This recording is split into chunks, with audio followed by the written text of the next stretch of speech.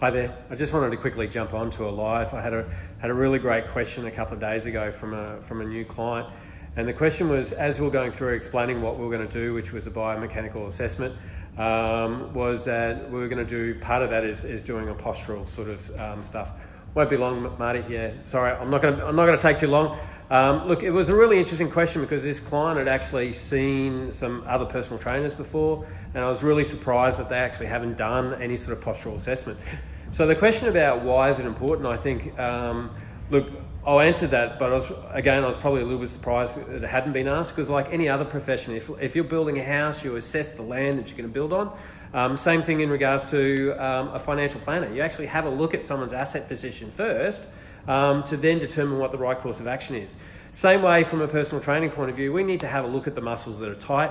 We need to have a look at the muscles that are weak. So, if we strengthen a tight muscle, there's a high risk of injury. And if we then stretch a weak muscle, same thing, you're going to get injured. So, look, it's really critical in regards to doing doing the postural assessment, so that we get a really good understanding of the landscape that body is, to really give you the right sort of exercises. So, so to give you a rough idea, as an example, say a common one, a lot of people sit down in their job. So as a result of that, sitting down through the hip is going to have some tight hip flexors because it's actually in a tightened position, which also then means that their opposite muscles to their hip flexors, their lower back is going to be a little bit tight to try and stabilize the hip. They're going to be more quad dominant, and so they need to do a little bit more hamstring strength work, quad releases, hip flexor releases, lower back releases, so that's the stretches. And generally you're going to get that kind of like forward head positioning coming in through here.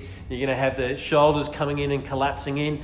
So we're not going to do some chest exercises for someone like that. So we might do some chest stretches, because if you then load that up, it's only going to create neck problems. It's only going to create lower back problems. So definitely sort of getting that postural assessment is really going to give us a good understanding of that.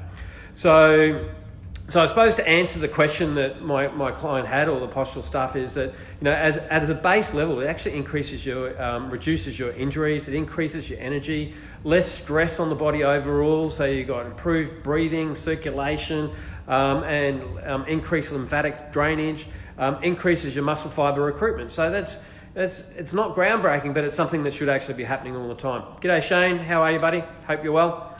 So to answer the question, it's just those couple of things: reducing injury and getting the best out of your workouts. So thank you for asking the question. I thought it was a given, so I was a little bit surprised that someone that's done personal training before hasn't been exposed to doing some postural assessment. But I just wanted to jump on quickly, let you know that it is pretty important that you should be doing it at the start of any sort of training program, any strength program. And when I finish this live, I will actually put a link onto our blog post talking about some of the conditions and some of the things that you need to be thinking about with that. But again, thank you for the question. Thank you for your time, and I hope you got some value out of that. So have a good night. See you later.